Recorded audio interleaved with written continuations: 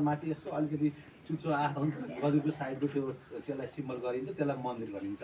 अनि घर भन्यो भने त्योभन्दा अलिकति ठुलो हुन्छ, माथि चुच्चो हुँदैन, त्यो चाहिँ घर भनिन्छ। अनि स्कुल भन्यो भने त्योभन्दा अलिक लामो खालको हुन्छ नि स्कुल भनिन्छ।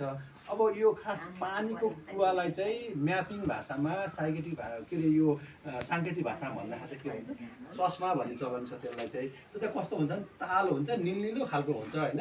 त्यहाँ कुवा छ भनेको हजुर धारो के अरे छ भनेको कुवा भनेको कि कहाँनिर 1 नम्बर ब्लकमा पर्छ हो ल। यो भनेपछि कहाँनिर पर्छ होला, यो यहाँतिर पर्छ कि यहाँतिर पर्छ कि यहाँ पर्छ, कहाँ पर्छ होला भन्नु त? यहाँतिर पर्छ, अलिक माथि पर्छ, यहाँ पर्छ है। यो कुवाको सङ्केत। अब तपाईँ सङ्केत चाहिँ धेरै थरीको हुन्छ, किनभने यसलाई चाहिँ यो कुवा के अरे यो पानीको पानी अलिक ठुलै आउने खालकै पर्छ, जम्मै पऱ्यो भनेपछि यो हिबाट हुँदै आउँछ, यो तलतिर हुँदै आउँछ। 2 नम्बरमा काहीँ छ होला पानीको यस्तो पोखरीहरू काहीँ छ 2 नम्बरमा?